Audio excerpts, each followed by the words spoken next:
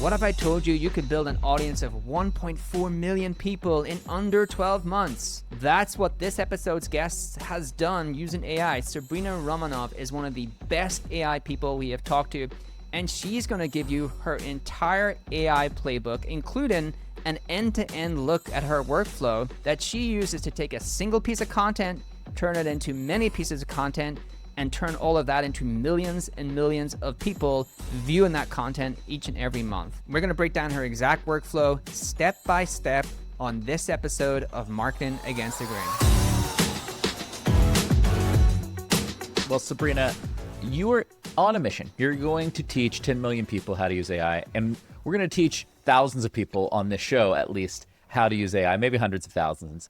And one of the things that we wanted to talk about today was basically like, how do you go from an idea to get a basic vibe coded app, but not just to have an app that like you play with and nobody ever sees or use, but actually an app that you can distribute, get out in the world and generate revenue either for that app itself or for a business that might be related to it. And I know that you've spent a ton of time vibe coding. You've built a lot of cool apps and you're going to walk us through that. So I'd love to kick off the show today with just like, how the heck do you get started? If somebody has an idea for an app, what should they do? Yeah, absolutely. I'll walk through the entire process from start to end. So we're going to walk through building a small vibe-coded app, for example, an interactive quiz with an ROI calculator to help you capture leads for your business. And then I'll show you how I use content repurposing automation to create like one original high-quality piece of content and then distribute it across 8 other social platforms. And for me, that saves a ton of time because you make one original piece of content, you pour your heart into that, and then AI and automation intelligently repurposes it everywhere else in your own brand voice. So yeah, we'll walk through that today and happy to share my screen to kick it off. Yeah, let's go. Yeah.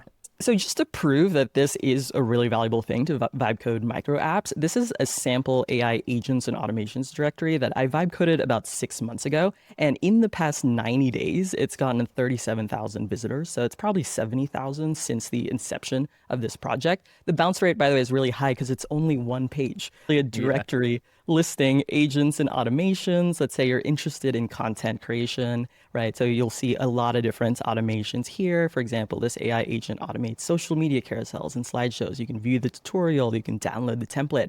And this is just a really handy resource for folks who are brand new to agents and automations, don't know where to get started, and don't necessarily want to spend a lot of money building custom solutions yet, right? They kind of want to tinker, download pre-built templates, see how far they can go with those.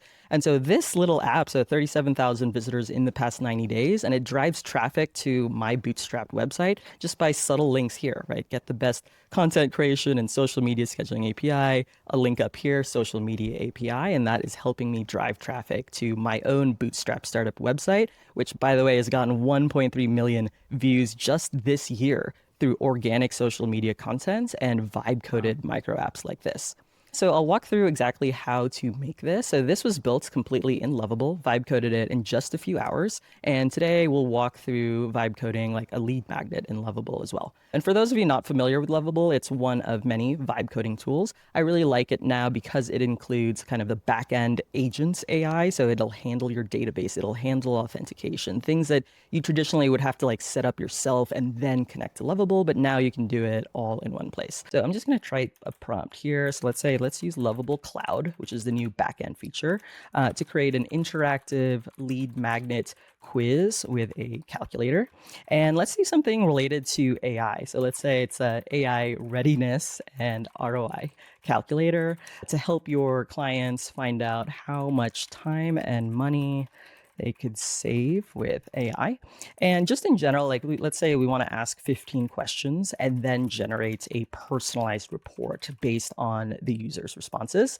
And we also want to capture their email, right? And okay, so this is our prompt, and it's going to take about 5 minutes to actually run and complete this first time, especially because it's scaffolding the entire code base from scratch. So it's thinking about the design, it's thinking about my prompt, the best way to implement this, how to architect this. It's going to ask for permission to set up the database, etc. And so here you can see it's thinking. Let me zoom out and read this more. Okay. And Sabrina, do you come from a technical background, and how hard do you think it is to get started on vibe coding without a technical background and to actually build something that is, robust and usable?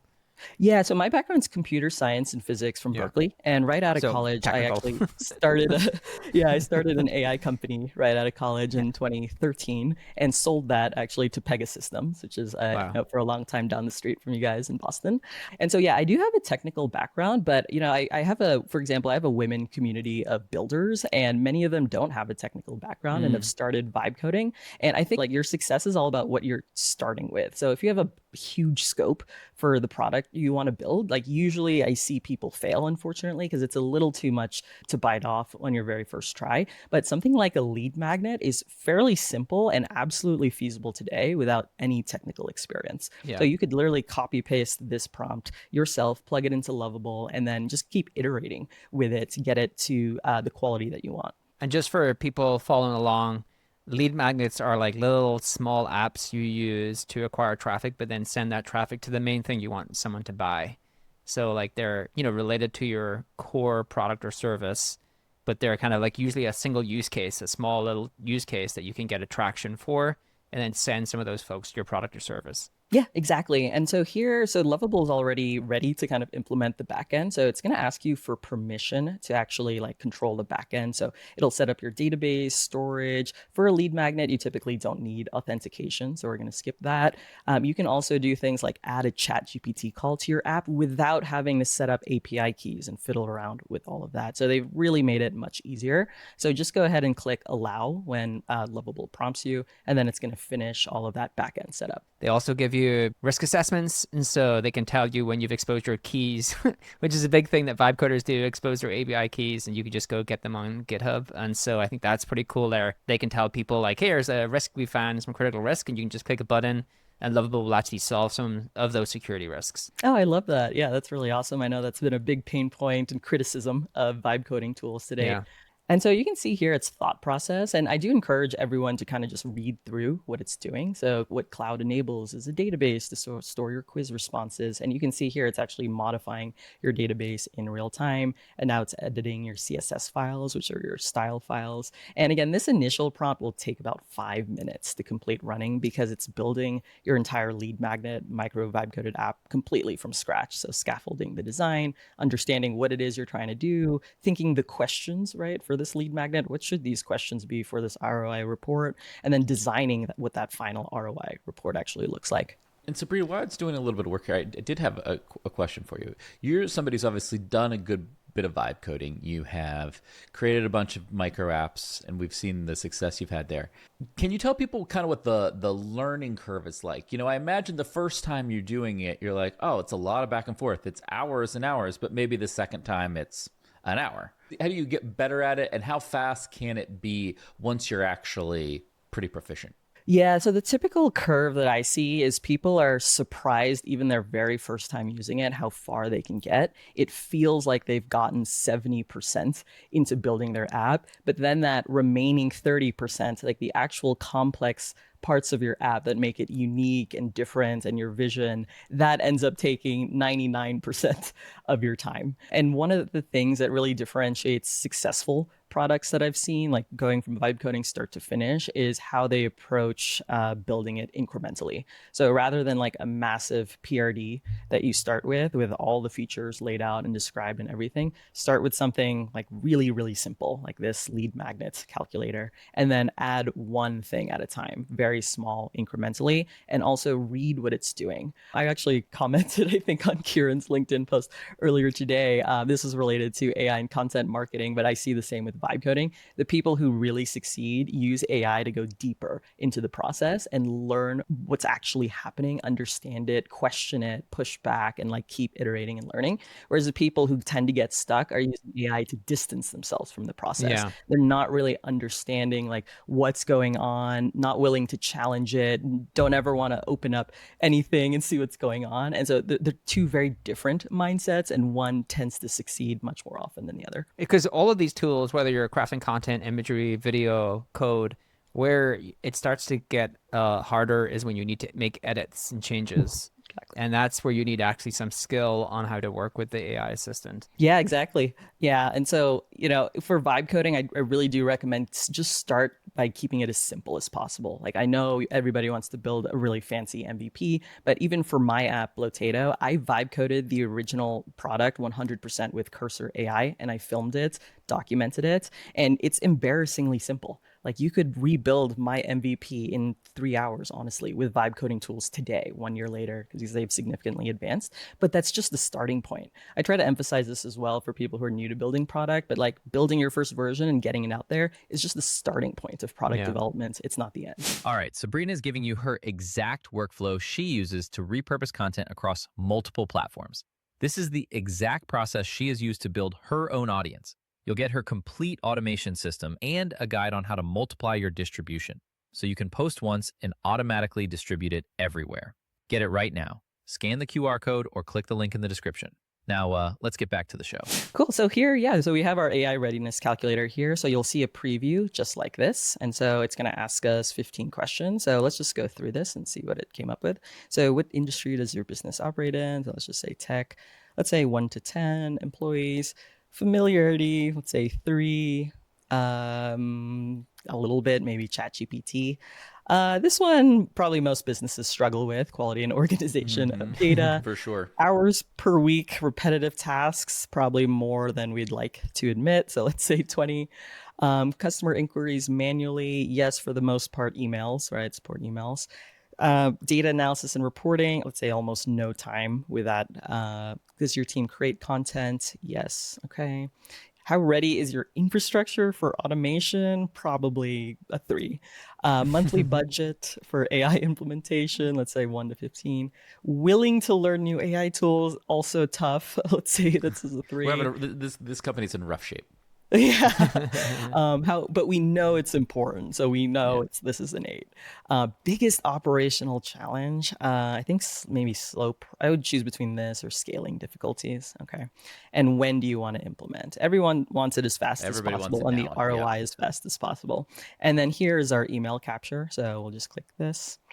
And here's our AI readiness report, right? So 50% readiness score, annual savings projected 80,000 yearly, and recommended next steps. Now, of course, for your actual lead magnet, you'll probably want to tweak the questions, the possible responses, even the scoring, right? So it makes sense given your expertise, given your client base, given your niche. But literally in 5 minutes, we went from nothing to this interactive lead magnet that you can now iterate on and make it awesome for your use case. You can iterate on it, then publish it to the web and start collecting emails, which is pretty powerful. But I think the last comment you made, Sabrina, was really important. I think the best apps in general are ones that come from a person or a team with a strong point of view. So you want to take your expertise and your perspective and translate it to the instructions and into the app itself, right? Exactly. So use this as a starting point. And this is what I try to emphasize in all my AI content. Like, even if you see me posting ChatGPT prompts, like, that's just a starting point for you to have a conversation and go deeper. It's not the end state. Like, the point isn't copy paste this prompt and then just launch this as is. It's really to think about, like, what do you want your before and after experience for the customer to be when they interact with your lead magnets, and then code your expertise into this app, and then deliver your expertise at scale in a way that wasn't really possible before without a lot of investment to build something like this out. Yeah. It's like traditionally marketers would have built a report, like a PDF report, and give that away. And now you can actually build these kind of cool code-powered experiences, these interactive tools. And that's really how you have to get attention today on the web, right? Code has become the new content really for marketers, and how they actually attract people to the website, their products and services. You can even personalize this lead magnet. Right. Like, if you allow them to input their company website, you can then, like, let's call Perplexity and research everything we can about this customer so we can personalize the report even further. And it already captures email. So if I go to cloud database, so this is the database it automatically created, right? So it's just refreshing here, but here's the email it captured. So you don't even have to set up a separate tool like you traditionally would just to capture emails. You can integrate this with an email API like Resend if you want to use this for email marketing and send them the report via email. So it's incredible what you can do today. And I'm most excited about vibe coding for people who have domain expertise, but not traditional technical expertise. Yeah, exactly. Same here. I think it's an unlock for people who want to bring their domain expertise to life through code. Okay, so we got the app. Now let's talk marketing. This is marketing against the grain. We've showed you how to build what we call basic lead magnet. So something that's valuable enough to get somebody's attention, but maybe not that valuable enough that they'd pay money, but they'll give you some information in exchange. Sabrina, you've learned a lot this last year in terms of distribution and marketing with AI and the ability to get apps out there. Could you maybe break down for us the top lessons you've learned over the last year here? Yeah, I think number one is many people misunderstand how I use AI. Like I mentioned earlier, I use AI to go deeper into content creation, to challenge me as a sparring partner, to point out blind spots. I don't expect AI to fully automate high quality original content for my personal brand. So that's the number one learning and kind of confusion that I'd love to clarify. Number two, from what I've seen, the easiest low-hanging fruit for creators and businesses is to repurpose their existing content because you already wrote it in your voice and your style, and now it's just a matter of like repackaging it so it fits the format of each social platform. So the automation I was going to walk through today is something that's literally helped me grow Instagram from 0 to 418,000 followers in the past year in a completely automated autopilot fashion, just through repurposing my TikTok videos, which is where I focus on creating high quality original content. And I would say the third learning is that it's incredible how much automation and AI can scale you, but at the end of the day, it's a lever. And like the function I think about is like skill times clarity equals the leverage I get out of AI. So even when it comes to vibe coding, if you have a technical background, you will get more mileage out of vibe coding tools because you can understand what's happening and you can direct AI appropriately. You can stop it from going down a rabbit hole that doesn't make sense. And then clarity, like, are you able to communicate what it is you want to build step by step so that AI can actually follow those instructions? To the extent you have skill and clarity, that's how much leverage you get. That's literally the formula I think about whenever I think about applying AI to different activities. So this is 8N. Do you think that that is a harder tool to learn than like a Lovable or a vibe coding tool if someone wants to start to replicate this as well? Yeah, I do think N8N is a bit harder to learn. There are other workflow automation tools that honestly are much easier to learn. I do like N8N because it's self-hosted and open source. Yeah. So I literally host this in my closet in the server. So it costs $0 to me. And normally the amount of workflows I'm running would cost like thousands of dollars per month. I don't necessarily recommend N8N for beginners, but you can build basically the same thing in Zapier or make.com, which are much easier for beginners. Cool. This looks like a cool workflow. Yeah. So I'm happy to walk through it. So Yeah. basically what it does is every time I post a TikTok video, it has this RSS feed. So it'll literally be alerted of my new TikTok video. It'll download it without a watermark. And then this uploads it to Google Drive just so I can have it for future reference in case I want to repurpose it in the future. And then this next step is where all the repurposing magic happens. So this is actually my app, Blotato. So it has a social media API as well as a content generation API. So you can create carousels, you can create faceless videos, etc.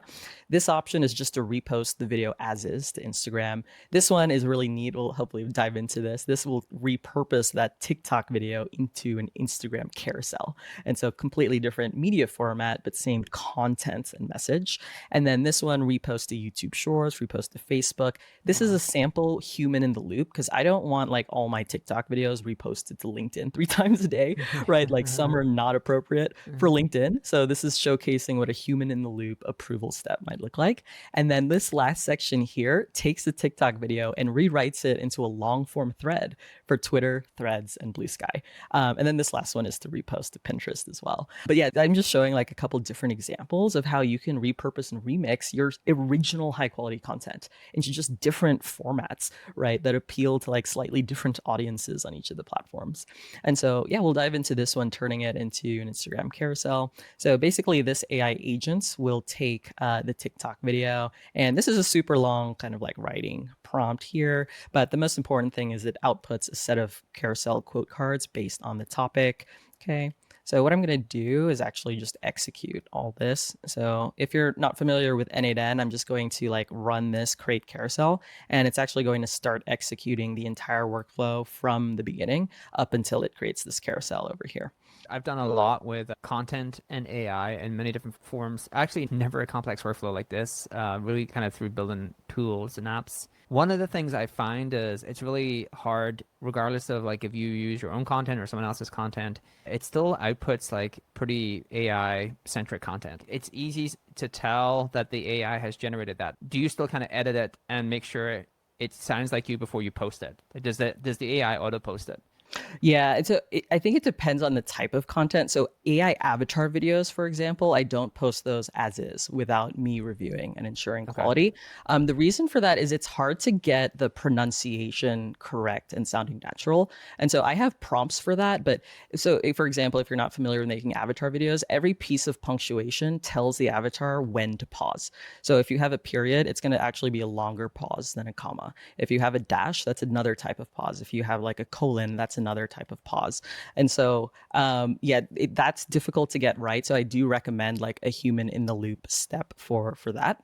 But like other types of content, like if it's just text, then like I do think AI can get it right if you're giving it lots of examples of your own writing. And then the Yeah. original source content is also based on your own voice. So this is one, for example, 3 ways to grow faster on Instagram. So this is an example of like a carousel that was created with my automation. So the title here, 3 ways to grow faster, you can put your CTA and your bio here, your profile picture here, and it'll make it look just like this, like be generous, experiment, and the CTA here. And then you can obviously post this to Instagram, Pinterest, LinkedIn, and then TikTok slideshows as well. And there's lots of different formats you can choose from. So like that's just one format. But if you want to do this kind of like popular Twitter quote card carousel, this is another format that you can do and then just automatically post it to social media. So in that flow you're showing us, it's like it's taking your YouTube video, then it's uploading that video, then is it stripping out the transcript?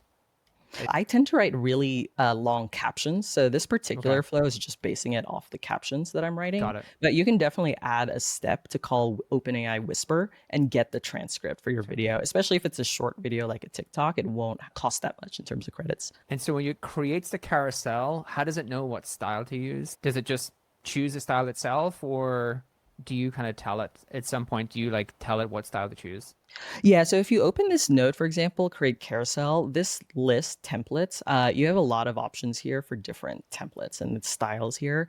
And so within this app, you can choose different styles and like preview what they look like. So this is the tweet quote card style. This is like a tutorial style here. So this is tutorial carousel with monocolor background. The previous one was quote card with minimal style, and just like different styles here. And one of the things I'm working on right now is actually allowing users to create their own templates, right? So if you're an agency and you want to create custom carousel Right. or video templates for your clients, then you'd be able to choose it here from this drop-down menu. Like one of the ways that could work is each of those styles is like a little agent, and then another agent decides what style to use Yeah. based upon, what's been used in the past or data. Is there any of that going on where you have a agent trying to decide what style to use, or is it still very much the human choosing the style each time a post is made?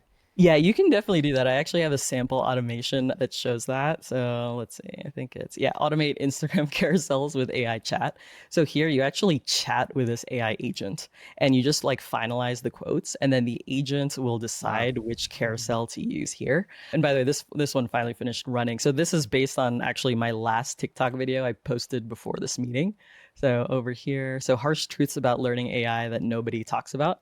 Okay, so it pulled that video and then made this carousel out of it. That's a longer video, so it just took a little bit longer to make that carousel. So here it is. And like, that's, again, it's a very simple example, but it's really powerful because you can automate or semi-automate this and just have like a human in the loop step for that final approval. Like this last step would just be to fetch the carousel and then post it to Instagram, but you could imagine feeding it into Airtable or Google Sheets, wait until someone's approved it and then push it out and publish it. That's awesome. And then this last section will just like write it into a Twitter thread, right? So it's very similar to the first one. It's just the output looks a little bit different because you want that initial first tweet and then your additional tweets after that.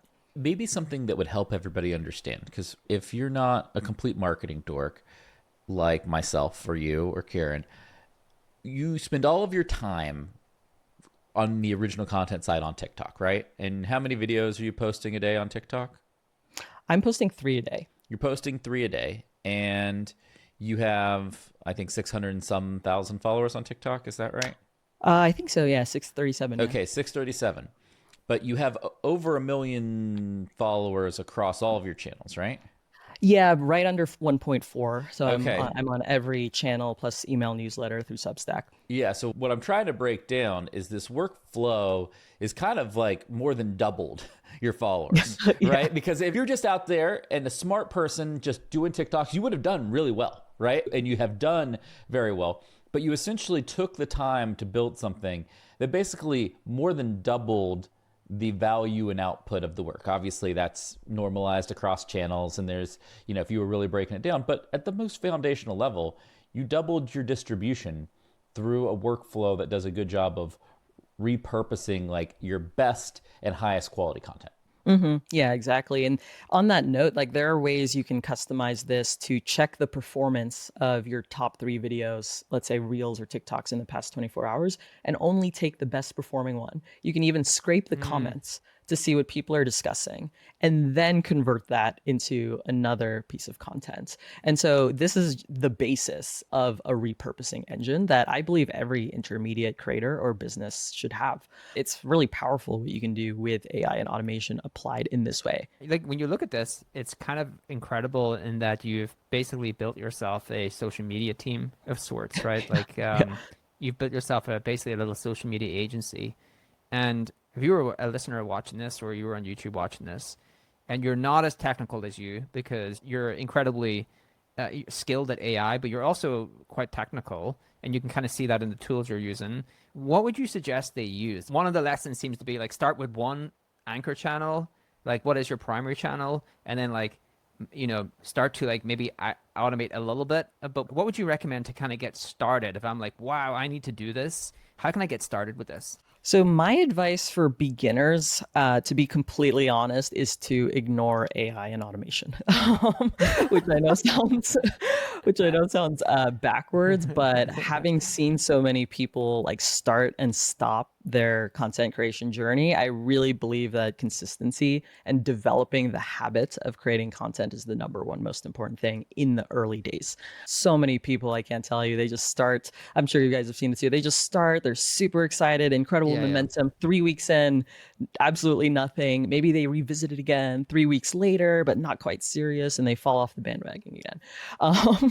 So in having observed that, I don't want AI to be another shiny distraction, and I don't want beginners to treat it as like the cure-all panacea. Because I'm using AI, I'm definitely going to succeed. At the end of the day, it's like about you as a human, your creative, your thought process, your thought leadership. What is the brand you want to build? What is the voice you want to have? And what is the education you want to share with people? Those are the things you figure out in your first 100 days of posting content on a consistent basis. Once you've developed the habit, you're going to stick to it. And how you know that is it feels weird to not post content on a day. When I started, I just had a Streaks Habit app, and I was just like, I just have to post one thing a day. Then I'm done. Like that is my goal. Once it becomes weird to not post anything, then I would start looking at, okay, how can AI help me scale what I'm doing that's already working? Maybe I can use it just for brainstorming different ideas, brainstorming hooks, right? And then I would look at automation maybe 6 months or so into the journey when you've like really figured out this is going to be my core platform where I produce high quality original content. For me, that's YouTube for long form, TikTok for short form, and that's it. Everything else is repurposed from those 2 original sources. You're saying something very important that I want to make sure people watching this understand, which is first start with having real domain expertise. Right? You need to actually be good at something for AI to be truly impactful. And so you actually have to be good at content, really put the hours in, learn how to do that. But let's say you were a seasoned content creator. Like I'm watching this, I create a lot of content. I'm like, I wish I had this flow, right?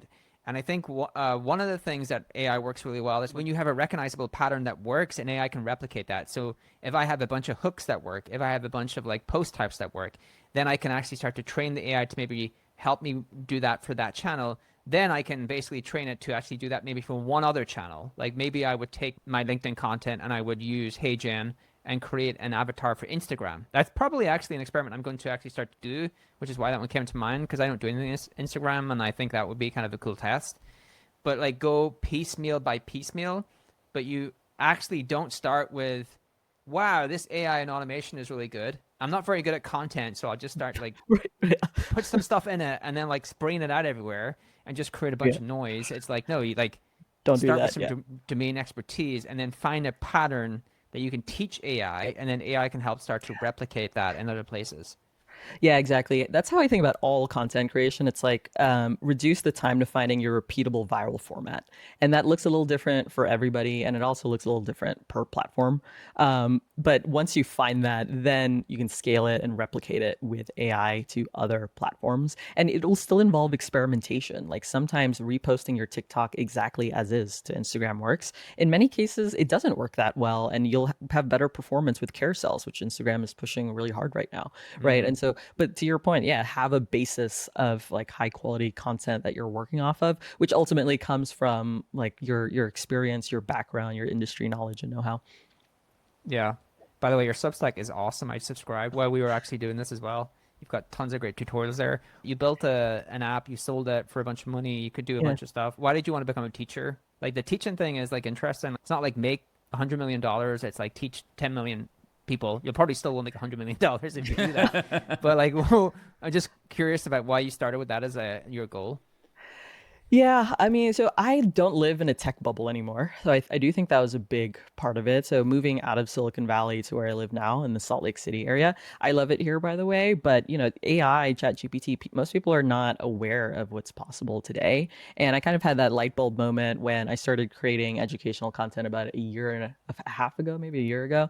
My family visited, they saw Mid-Journey canvas art on our wall in our home. And they were like, wait, what is that? How do you make that? And I sat there showing them how to use Mid-Journey. And for hours, my mom was like trying to make the perfect image of a scene from her childhood in the Oh, Philippines wow. of like a specific island, a specific sunset and gradients of colors. And she was just like having so much fun and creative and just a big smile on her face. And I was like, wow, like I can teach other people how to do this. I don't think there's actually that much knowledge in the mainstream about what AI is capable of today. That's kind of one thing that was pushing me. The second one is just viewing the AI literacy gap again, because I'm not in a tech bubble anymore. It is kind of concerning to me how few people know about what's possible with AI today. And then there's kind of like everybody else not aware of it or being left out of that conversation. And some of the critical decisions like we have to make as a society when it comes to how AI should be used, where does it make sense not to be used, all of these different aspects. I really love that. I agree. I think that's a cool mission to not teach the folks in Silicon Valley how to extract more revenue from AI, but teach everyone else how to be empowered with AI. I love that. Okay, well, Sabrina, this has been an awesome show because I think what you have been able to do today is show anyone who has a strong point of view, has some expertise in making and teaching, how they can actually do that at scale in a really productive way, in a way to make money for their business, or just a way to have an impact about something they care about, right? And you're choosing to do that with AI, which is incredible. And thank you for coming on the show and doing this. We will link up your app, we'll link up Substack and everything below, so please check that out.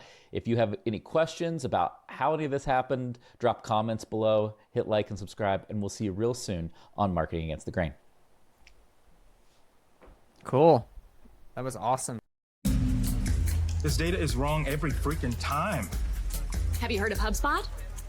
HubSpot is a CRM platform where everything is fully integrated. Whoa, I can see the client's whole history, calls, support tickets, emails, and here's a task from 3 days ago I totally missed. HubSpot. Grow better.